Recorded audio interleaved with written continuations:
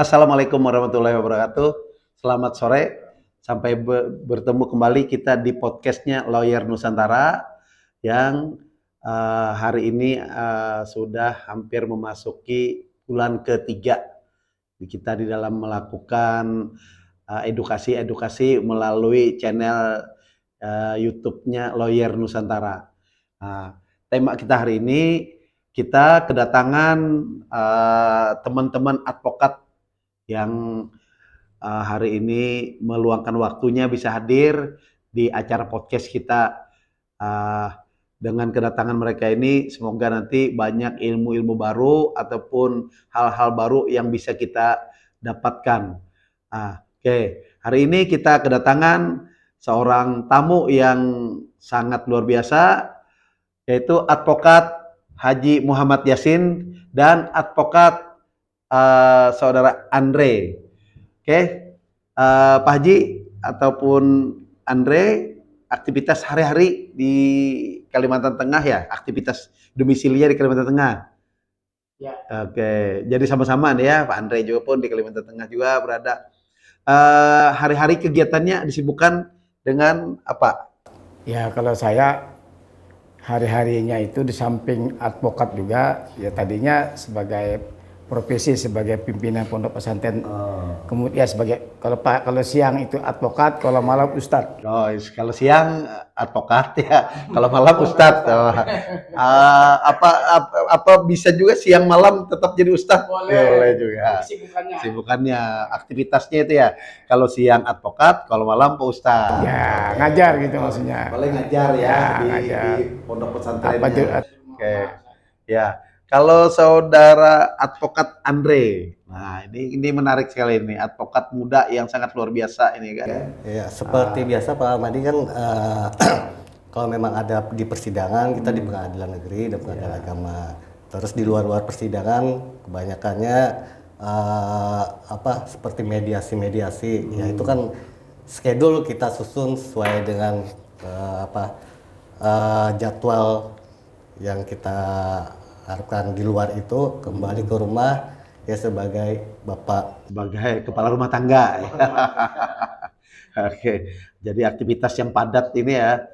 Jadi menghubungi mereka ini sudah hampir 1 bulan ini, pemirsa. Jadi waktunya bisa datang ke sini baru hari ini nih, karena kesibukannya yang memang sangat luar biasa, terutama nih Pak Advokat Ahmad Yasin ini ya, sama Pak Andre ini memang aktivitas di luar sana sangat padat, sehingga kita perlu waktu ini hampir 1 bulan baru bisa hadir ini. Jadi wajar lah. Nah kebetulan hari ini memang ada kesempatan kita bisa ngobrol-ngobrol. Semoga saja dapat memberikan edukasi-edukasi kepada masyarakat dalam wilayah Republik Indonesia ini. Oke. Pak Haji Yasin, saya panggil Haji Yasin aja ya. Akrabnya Yasin. Karena Ustadz kan, kalau malam dia Ustadz, kalau siang advokat. Jadi saya panggil Yasin. Haji Yasin aja. Ya. Tapi sekarang Pak Mahdi Jasin nama beliau. Oh, Yasin. Nama Jasin. Oh, berarti. Itu kalau di ijazah, di KTP itu Jasin. Ejaan nama. Oh, iya. Panggilannya Yasin. Oh, panggilannya Yasin. Menarik ini. Oke. Pak Haji Yasin. Pak Haji Yasin di samping sebagai pengajar juga di pondok pesantrennya, ini kami dapat informasi juga sebagai ketua yayasan ya, ketua yayasan pengurus yayasan di pondok pesantren apa? Araja. Araja Itu singkatan daripada kepanjangannya Raudatul Jannah. Oh, Raudatul Jannah. Yang ada di Kota Palangkaraya ini. Oke, jadi kegiatannya Pak Ahmad Yasin di samping sebagai advokat juga sebagai ustadz di ini ya di Pondok pesantren dan di rumah-rumah juga. Berapa banyak sudah murid-muridnya di situ Pak Ustadz? Sekarang ini sudah hampir mencapai 500-an, kurang lebih 500 sekarang. Kurang lebih 500. Jadi aktivitasnya sebagai advokat dalam satu wadah atau satu kantor, apakah juga memang bersama-sama dengan advokatnya Andre ini atau ada berpisah? Ya, hukumnya kita dengan Pak Andre ini ya rekanan. CS ya. sebelah kanan. Pak Andre juga punya kantor sendiri, Kantor sendiri. kita juga punya kantor. Jadi kalau misalnya kita banyak kasus, Pak Andre banyak kasus, nanti ya sama-sama gabung. Jadi artinya bersinergi. Ya, nggak mungkin kita sendiri kan. Ya, karena memang Karena banyak kasus misalnya harus gantian. ya advokat memang harus menggunakan tim ya. Tetapi walaupun itu di luar sana banyak juga yang personal, itu pun tidak salah juga. Cuma menurut kita yang sering kerja bersama tim lebih enak bersama tim gitu ya. Oke, apalagi ini ada kasus besar yang dimenangkan oleh grupnya Ahmad Yasin ya, KAI-nya Kalimantan Tengah ini kan. Itu sangat luar biasa itu. Itu mengedukasi juga bahwa ternyata advokat yang muda, advokat yang hanya beberapa tahun, tetapi dalam perkara-perkara yang besar pun dia bisa memenangkan perkaranya. Walaupun kemenangan seorang advokat itu hanya relatif, ya relatif, tetapi ini menandakan bahwa nilai seorang advokat itu bisa dilihat dari bagaimana cara dia menangani perkara-perkara kliennya. Oke, Pak Andre di dalam kegiatan kesehariannya ini, dalam kegiatan kesehariannya tadi di samping menangani perkara-perkara juga ya terutama juga sebagai ayah dari anak-anak dan kepala rumah tangga ya. Apakah juga ada kegiatan-kegiatan yang sifatnya di luar pada mediasi tadi, ada kegiatan-kegiatan menjalankan satu usaha atau beberapa bidang usaha? Usaha kita masih fokus di advokat, dunia advokat, karena pembagian waktu pun agak susah apabila dapat kasus yang posisinya di luar Palangkaraya, di luar wilayah. Itu kan kadang-kadang kita memakan 2 sampai 3 hari. Makanya itu kadang dalam penanganan perkara memang perlu tim itu. Jadi pada saat pembagian kasus tugas, jadi yang satu sisi kita bisa bagi-bagi waktu. Ya, artinya efektif kalau dengan kerja tim ya. Oke. Terkait tentang adanya salah satu organisasi advokat yang mendeklarasikan diri untuk single bar. Nah, bagaimana menurut pandangan hukumnya, menurut advokat Pak Haji Yasin dan advokat Andre ini bagaimana pandangan hukumnya? Karena sampai sejauh ini kita tidak bisa menutup diri juga bahwa organisasi advokat di negara Republik Indonesia ini sampai sejauh ini mungkin lebih daripada 40 organisasi advokat. Nah, bagaimana kira-kira advokat Andre menanggapi terkait tentang deklarasi single bar ini gimana kira-kira? Kalau pendapat saya yang jelas saya pribadi tetap sepakat dengan apa yang digagas oleh Presiden kami Pak Cucu Hertanto Sanjaya, yaitu konsep multibar. Tetap kami sepakat dengan multibar. Akan tetapi di dalam multibar perlu adanya bahasanya sinergi lah antara organisasi advokat satu dengan advokat yang lainnya, masalah tentang kode etik. Jadi pada saat advokat-advokat di luar yang berbeda atau sama melakukan pelanggaran kode etik itu ke porosnya ke salah satu dewan etik nasional yang memang diatur oleh kumpulan-kumpulan dari beberapa organisasi advokat itu ya. Artinya tetap saja kepada multibar ya, tetapi untuk dewan kode etik itu dibentuk bersama-sama. Jadi masing-masing dari organisasi advokat mempunyai perwakilan misalnya di dalam Pembahasan kode etik. Pembahasan kode etik. Nah, itu yang perlu, karena kadang-kadang kan kita lihat ada aja yang bahasanya untuk masalah kode etik ya, untuk sementara ini kita kembali ke organisasi masing-masing organisasi. Kalau untuk menjaga mutunya yaitu alangkah lebih baik diporoskan di satu titik yang mana perwakilan dari organisasi advokat masing-masing ada di dalam tersebut, dalam satu wadah membahas masalah kode etik maupun pelanggaran etik. Yang mana tentunya untuk wadah yang ditetapkan ini itu nanti akan memberikan perlindungan ataupun kepastian hukumnya kepada organisasi advokat yang multibar ini ya begitu. Oke. Bagaimana karena kan kita tahu nih bahwa menyatukan advokat ini susah. Itu salah satu tantangan. Maka dari itu kan perlu ada satu masing-masing pimpinan di organisasi perlu punya satu pandangan bersama-sama gitu. Yang mana tujuannya adalah untuk memajukan organisasi kita juga semua secara umum organisasi advokat. Karena kita bicara advokat adalah profesi kan. Nah, kalau mereka dokter, punya mereka satu poros ID dan yang lainnya. Sekarang kalau kita advokat banyak organisasi advokat yang tumbuh dan berkembang, semua diakui oleh undang-undang. Maka dari itu perlu ada kesatuan dari satu wadah dari keseluruhan. Untuk menampung ini tadi ya, yang mana dalam wadah ini membentuk kode etik bersama gitu. Ya, karena di Undang-Undang 18 2003 pun itu tidak mengatur secara implisit bahwa hanya boleh satu wadah organisasi advokat ya. Nah, maka mengacu kepada hal tersebut, tentunya kita pun untuk menyatukan beberapa organisasi ini tentunya sangat lebih berat. Ya, lebih berat. Nah, maka dengan adanya sudah terbentuk hampir lebih 40 organisasi advokat ini sampai sejauh ini, nah tentunya ini satu tantangan besar nih. Bagaimana kita salah satu organisasi advokat yang ingin mendeklarasikan bahwa ini harus single bar, ya kan tentunya tidak akan mungkin ya.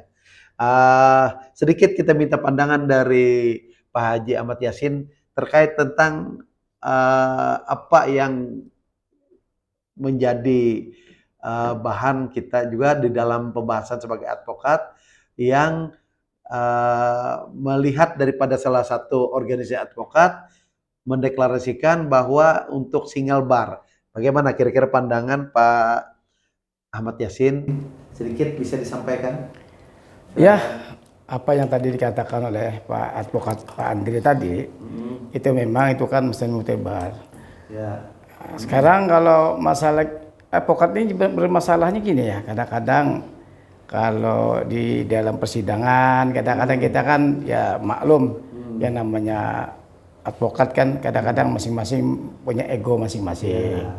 Nah, jadi dengan adanya ego tadi, makanya saya kadang-kadang mengatakan begini, peribahasa advokat ini maunya itu seperti mobil angkutan truk lah.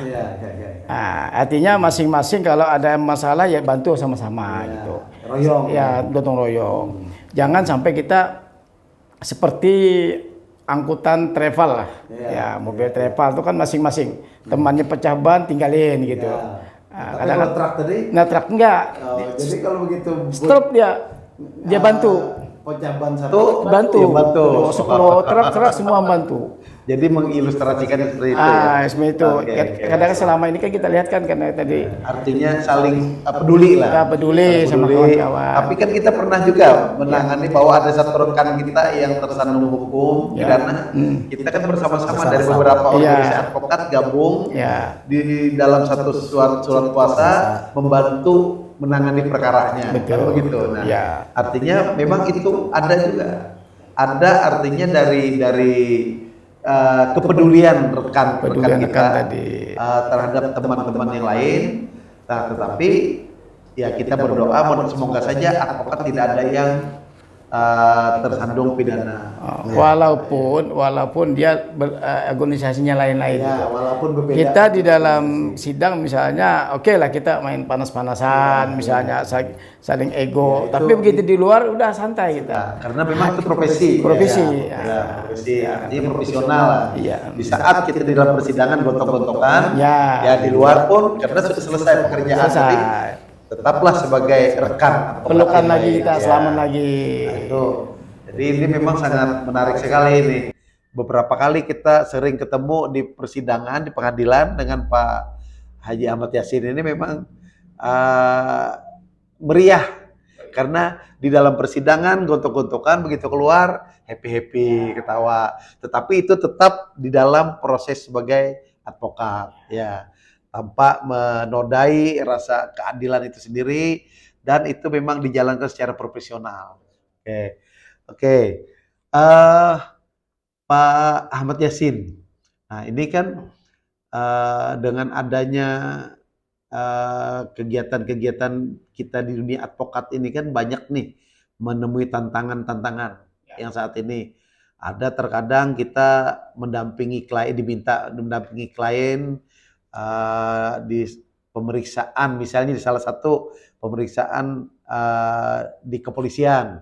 Nah, pernah tidak Pak Ahmad Yasin menemui kalau tidak diberikan hak untuk mendampingi? Pernah tidak? Ya, jadi begini, itu sudah biasa lah. Mungkin semua advokat banyak mengalami. Oke, jadi sering juga mengalami hal tersebut ya. Advokat Andre, perkara yang terbesar yang pernah ditangani apa saja? Kemarin Ya perlu kita tidak menyebutkan nama ataupun nomor perkara atau pengadilan, kita hanya sekilas saja apa. Ini ya untuk yang perdana apa perdata apa pidana? semua Pidana atau perdata. Ya. susah ya, karena posisinya kayak gini. Kita kalau memang kita sebut perkara besar, posisi perkara besar ini tergantung memposisikan besarnya yang mana nih.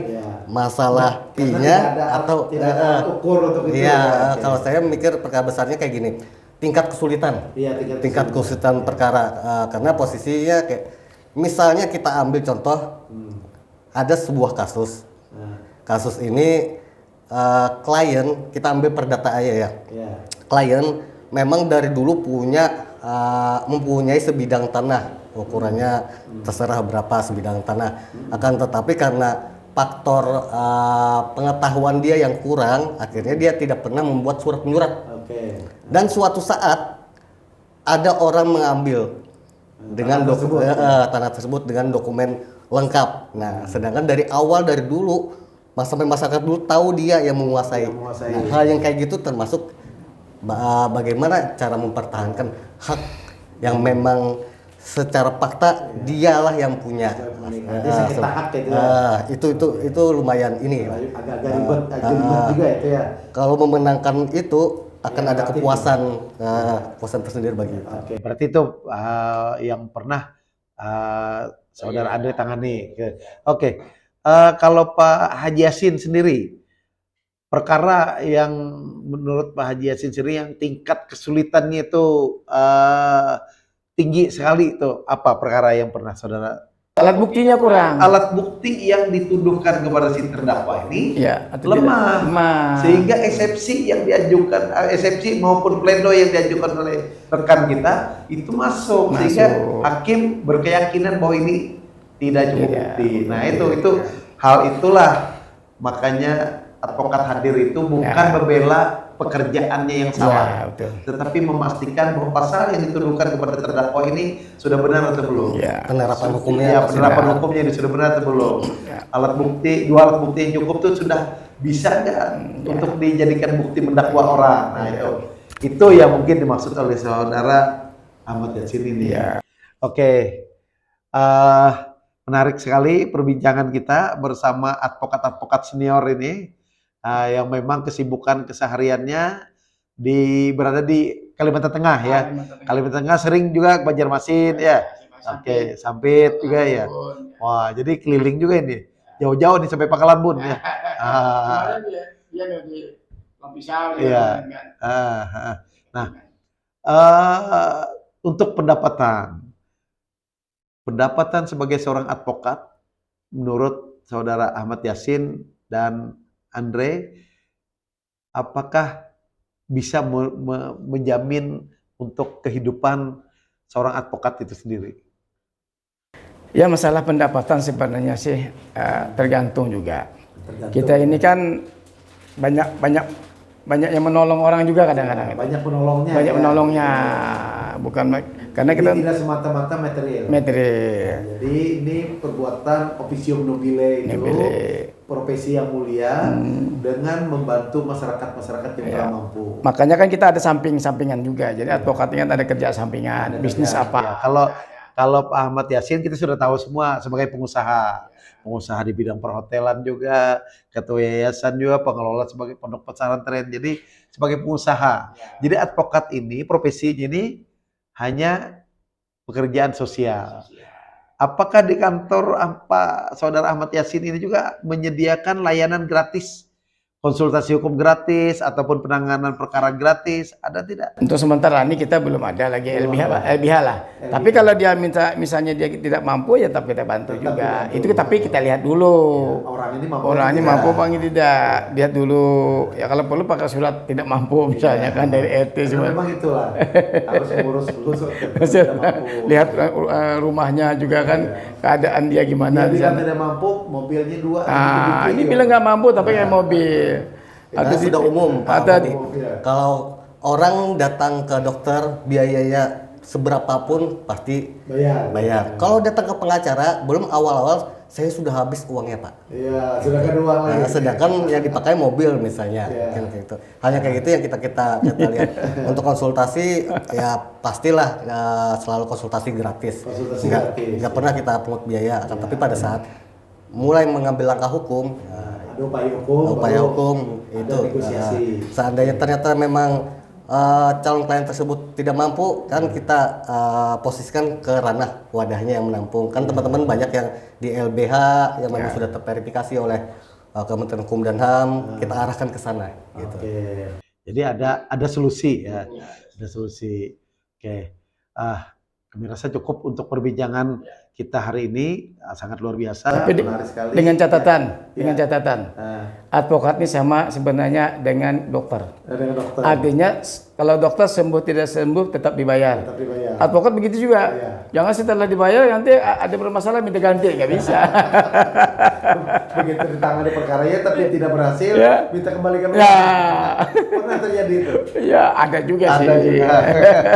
Itulah fenomena di dunia advokat. Memang rada-rada asik ya. Ya, asik. Rada asik. Mengasihkan. Asiknya itu di saat kita menerima bayaran. Ya, Klien senang dengan hasil kinerja kita. kinerja kita, Iya, dan iya. kita senang juga. makanya ada kata-kata Arab la yamutu wa la yahya. Iya. Tidak bermutu kalau tidak ada biaya. Luar biasa. Sebelum Pak Mahdi menutup, Iya. mungkin ada satu pertanyaan untuk Pak Mahdi. Iya. Gantian satu. Ini host ini ditanya, sebenarnya host tidak bisa ditanya. Oke, untuk sharing lah, untuk sharing. Sharing kita. Untuk Pak Mahdi, bagaimana rasanya sekarang menjadi seorang presiden dari organisasi advokat Permadin? Ya. Karena satu-satunya organisasi advokat yang presidennya ada di Kalimantan Tengah. Mantap. Bagaimana?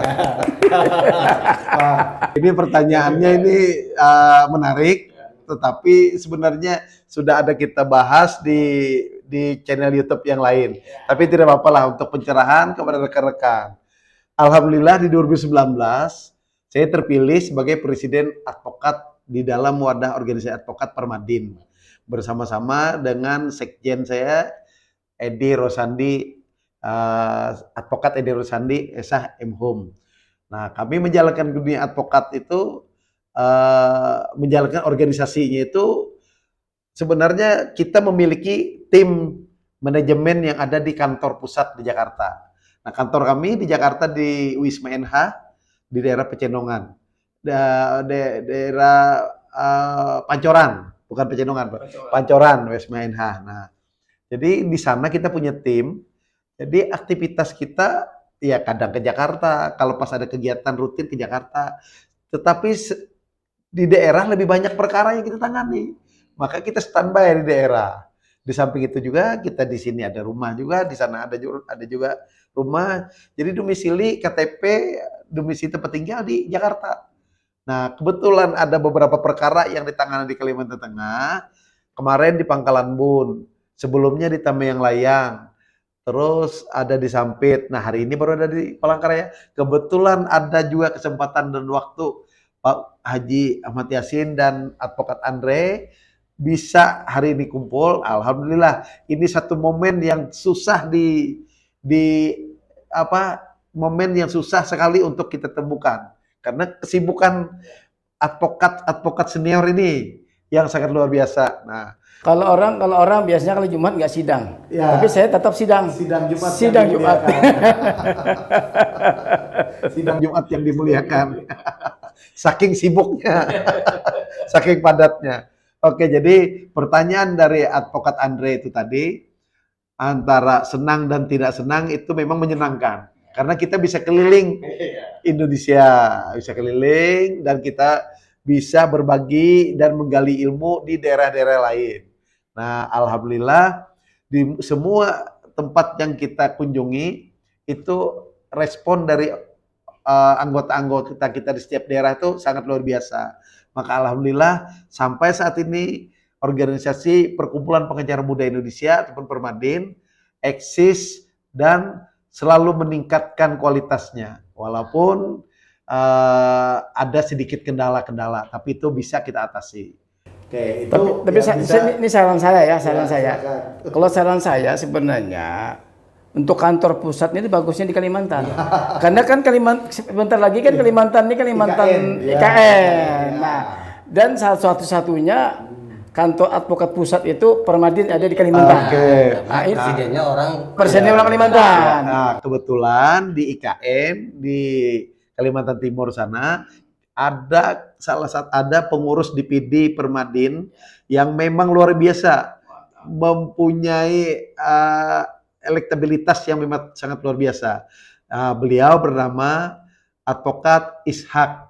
Nah, jadi artinya beliau di sana pun sudah mempersiapkan untuk kantor pusat kita dan hari ini pun beliau sibuk sedang melaksanakan persiapan-persiapan untuk PKPA karena rencana nanti untuk diadakan pengangkatan secara akbar. Jadi pelaksanaan PKPA yang dijalankan di beberapa provinsi dalam wilayah Republik Indonesia ini nanti akan disatukan di sana untuk pengangkatan akbar. Jadi ke seluruh Indonesia rencananya. Semoga saja di 2023. Insya Allah kami akan undang. Insya Allah kami akan undang nih. Di 2023 entah di bulan berapa mereka akan mempersiapkan nanti. terakhir. Oke, ya. Iya. Terakhir untuk Permadin sendiri kita kembali ke pembahasan awal. Iya. Sepakat dengan konsep single bar apa multi bar? Oke, tentunya kami di Permadin sendiri pun menginginkan karena dengan adanya fakta-fakta sampai sejauh ini yang mendeklarasikan diri sebagai single bar pun itu pecah menjadi beberapa organisasi. Nah, tentunya dengan konsep multi bar, saya sepakat dengan presidennya KAI Pak Cucu Sanjaya Hernanto. Kebetulan beliau juga pun pimpinan saya sebelumnya kan. Nah, itu saya sepakat sekali karena beliau mempunyai pemikiran-pemikiran yang sangat cerdas, terobosan-terobosan yang sangat luar biasa. Dan itu mentor terbesar saya. Nah, itu walaupun jarang komunikasi tapi saya selalu mengikuti kegiatan-kegiatan beliau. Belajarnya pun saya lewat beliau. Nah, makanya kenapa sampai pada titik ini karena ilmu banyak saya didapatkan dengan beliau walaupun tidak secara komunikasi. Tapi sering beberapa pertemuan-pertemuan saya bisa menyimak, bisa mempelajari sehingga bisalah sampai pada titik ini. Alhamdulillah, semoga beliau selalu diberikan kesehatan, bisa selalu memimpin organisasi advokat, Kongres Advokat Indonesia semakin besar. Oke, dan kami pun akan selalu mengikuti dan menurut apa yang akan disampaikan oleh Presiden KAI yaitu Dr. Haji Cucu Sanjaya Hernanto.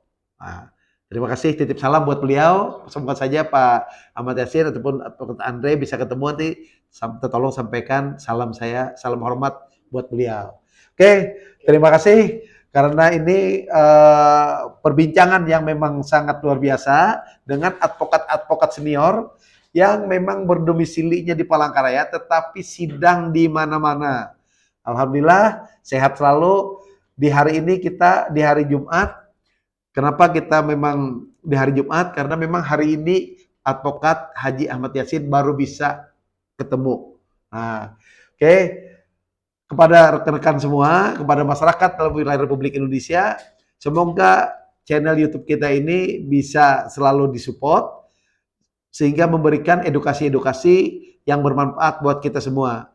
Jangan lupa demi untuk kelancaran channel Lawyer Nusantara kita, tolong diberikan subscribe, like, and share. Terima kasih atas pertemuan pada hari ini. Semoga saja menjadi ilmu yang bermanfaat, barokah, warahmah, dan bisa memberikan motivasi dan edukasi kepada masyarakat wilayah Republik Indonesia. Wabillahi taufiq wa hidayah. Assalamualaikum warahmatullahi wabarakatuh.